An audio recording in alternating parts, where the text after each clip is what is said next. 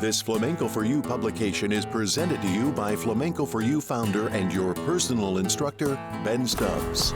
For more information and to receive free materials, news updates, and more, subscribe to Ben's newsletter at flamencoforyou.com. And now, here's your instructor, Ben Stubbs. Well, hello there. Thank you for listening to the Flamenco Guitar Podcast. This is your host, Ben Stubbs. I hope you are doing well during this time of quarantine. We're in la cuarentena. 40 days, more or less. I don't know how long it's going to last. No one seems to know. I hope you and your loved ones are doing well and that you're safe and healthy. So let's get to it. I would like to talk a little bit about technique. Okay? So we hear things once in a while. Apoyado, picado, arpeggio. Okay? We hear these terms. What do they mean on the guitar? And so I'm going to talk about that and I'm going to show you. Now, this being an audio format, all you can do is really hear. That was my guitar clanking. I can't tell you how many dents I got on this thing. So with Apoyado, we have our I finger and our M finger alternating back and forth in a way where we're resting on the next string above, okay? So what does that mean? It means that if we're striking the string of E, or your first string, with the I finger, you're resting it on the B string or the second string. Okay? What do you hear? You hear that E string ringing. Okay? Now we're going to do the same thing, alternating with the M finger. Okay? As that's resting on the B string or the second string, I'm raising my index finger up and it's headed towards the same E string once again. And it's resting on the B string, if you can picture that. Okay? And so forth, alternating with the M finger. If we speed that up.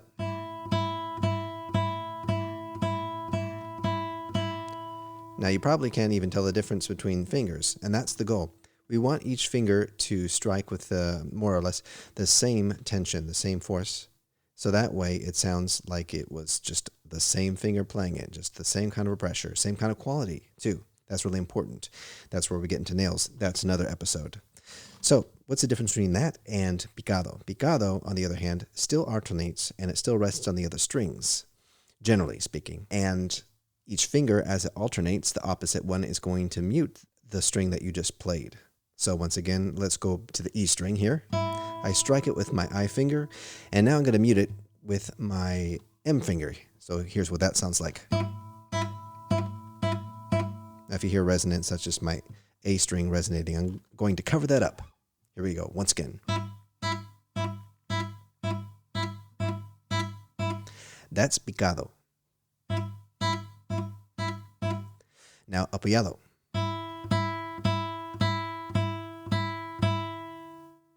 Next, we have a free stroke.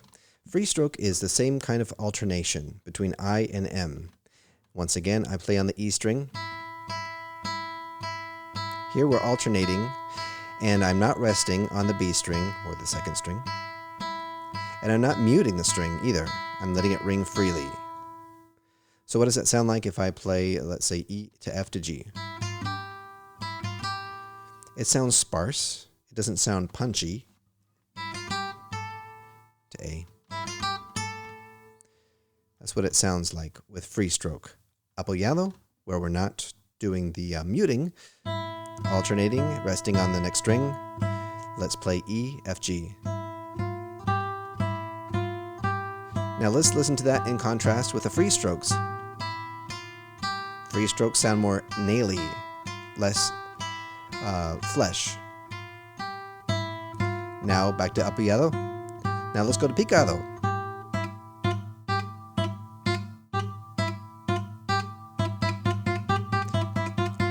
I just changed the 16th notes there. That's picado. So what else here? Picado with a free stroke. So in this case, we're doing a free stroke, but I'm still going to mute the string with the alternate finger, but I'm not going to rest my finger on the next string, in this case the B or the second string. Here's what that sounds like. So why would I be doing this? Let's say I want picado, but I want a more naily sound, okay? This is what it's going to sound like.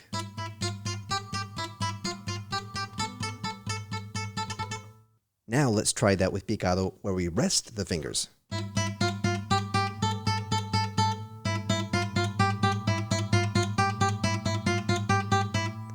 now contrasted with picado with free stroke. More nearly, okay? Well, I hope that was a thorough explanation of what I'm talking about. I know it's not the easiest thing to just go by what you hear and not see the video portion of it, but if you want to see the video portion of it, go head on over to my YouTube page. That's YouTube.com/flamenco, the number 4, the letter U. You can also go to the flamencoforyou.com website, and on the blog there is all the videos that I produce that you can see.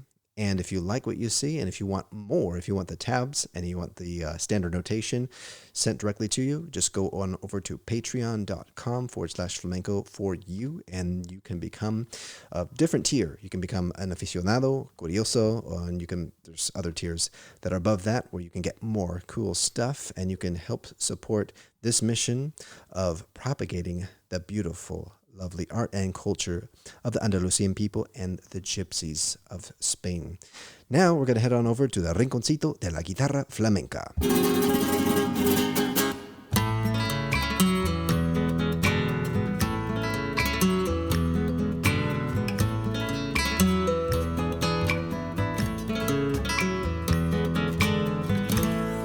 This is the Guajiras Flamencas. Don't be mistaken, I'm not Esteban. It's a beautiful day out here on the lovely white sand beach. And we're going to be working on this Guajiras, which is an A. It's always an A, or a La mayor. First, before we get started, when I use terms like la llamada or la respuesta, the call and the answer, what I mean is the call as in,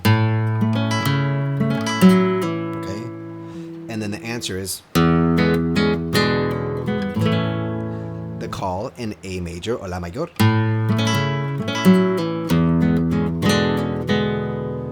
So if I were to sing it out, it'd be Oye, ¿cómo estás? Estoy muy, muy, muy bien. Oye, ¿cómo estás? Estoy muy, muy, muy bien. Okay, the call and the answer. Okay, we got that out of the way.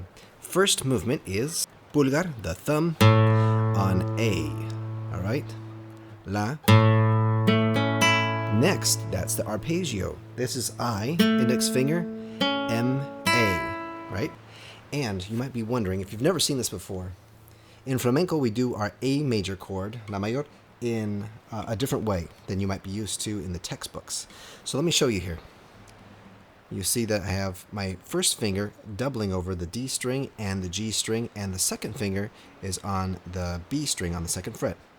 This is what it looks like. A little close up there. You see that? All right. So you may be used to the traditional way. First finger, second finger, and third finger all on the second fret on their respective strings. We're going to stop that from now on. We're not going to use those 3 fingers like you might be used to. We're going to be doing it from now on in flamenco.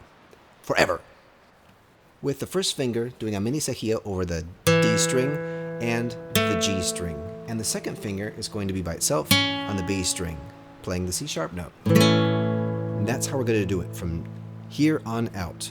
For all the compás, all the palos that are in A major, this is how you're going to form that A major chord. And if I catch you using those 3 fingers ever again, I don't know. Anyhow, so we were at this bass note and the triplets here, and then 4th finger on the 4th fret of the A string with the pulgar, the thumb. What do we have? Okay, A, triplet, C sharp. Then we have another little arpeggio coming down. This time A, M, I. So after we have that C sharp note, we do an arpeggio downward, or rather in terms of the guitar, upward. A, M, I. A, M, I. A, M, I. So in total, what do we have? Arpeggio there, thumb on the C sharp, downward or upward if you're looking this way, and then a pull off. 4th finger on the 4th fret of the D string, playing with the pulgar, pull off, and we're hitting that E note now. Once again, F sharp, and pull off, and let the E major ring. What do we have so far? A, C sharp, and then move that 4th finger up to the D string, 4th fret, pull off. Okay. What am I doing with my right hand on my thumb? My pulgar is resting this whole time on the G string. Watch it again. Okay, now it's resting here on the D string, and now after this arpeggio down, it's resting on the G string, even as I pull off. Just relax and let that pulgar rest on the next string. We have our E major, the answer, remember. Okay, playing that bass note. Get your fingers on the left hand, your fretting fingers, in the shape of E major, but take off that third finger so you're not playing the E. Okay, and you have that 7. And non arpeggio, but all these fingers, I, M, A, at the same time, playing the D string, G string, and B string. And then third finger goes on the 2nd fret of the B string. Now we have our 4th finger going on the 3rd fret of the B string, doing a pull off. Okay. Now we repeat once again.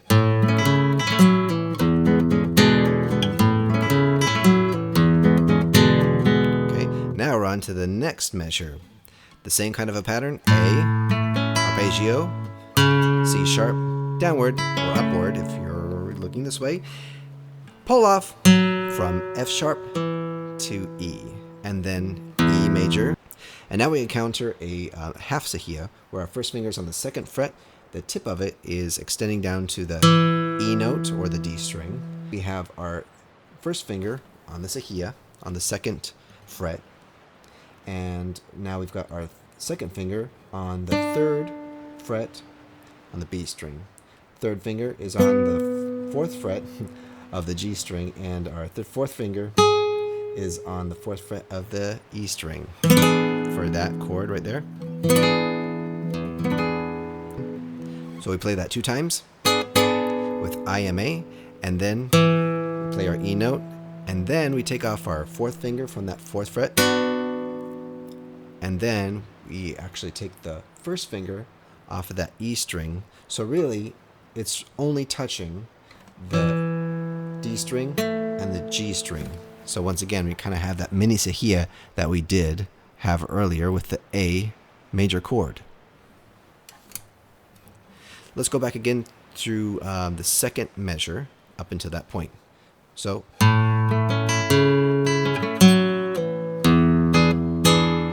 then E pulled off of the 4th finger is off, and then let go with the cejilla on the 1st finger, so it's only touching the D and the G string, and that's the 2nd measure. Once again.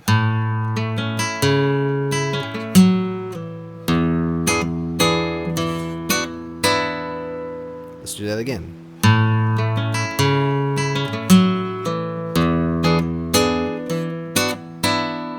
All right. Not an easy thing to pull off, I will tell you that. But if you practice and make sure that you've got a solid cejilla on that 1st finger on the 2nd fret, and keep in mind, see where my finger is very red right there? I don't know if the camera picks it up, but where the flex is basically on that 1st finger, okay? That flex is very important. This groove right here is where there's got to be a little bit of a gap. There's got to be a gap there. It's going to cause a little problem where you're going to get buzzing. So you have to really try hard and push down that gap, okay? That little crevice, or as they would say, crevasse. And make sure that there's no buzzing on that G string. So this looks pretty similar. Looks pretty much identical to the 1st measure. Pulgar, playing the A, arpeggio, C sharp, down or up, depending on what you're looking at, and then pull off 4th finger off the 4th fret, pulling off, letting that E ring, and then E major chord, pull off 4th finger to the 3rd finger. It's a very silent pull off once again. Okay, don't expect a lot of tonality from that, but it's there. D to D flat, and then letting D, A flat ring, and B ring. Once again.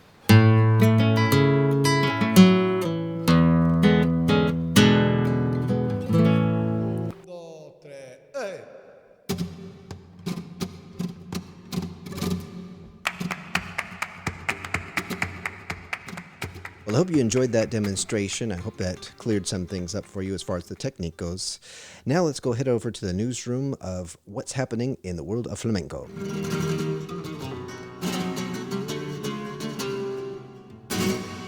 Well, it's a sad time right now. There are no flamenco concerts going on locally or around the world, sadly, because of this quarantine that we're experiencing right now. But let's go over to our quiz now. So we were talking about the different techniques. We had, 3 or 4 different techniques? And I'm going to quiz you now. Okay, so what do you hear right now? What is this?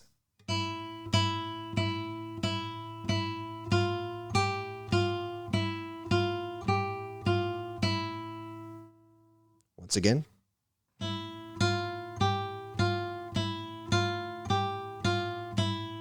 Did you guess it? It's Apoyado. All right, I'll give you another one.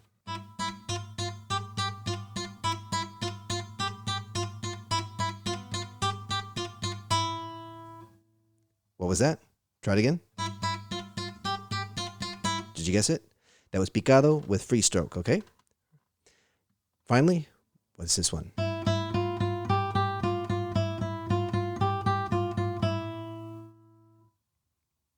Did you guess it? Once again, that was Apoyado. How about this one?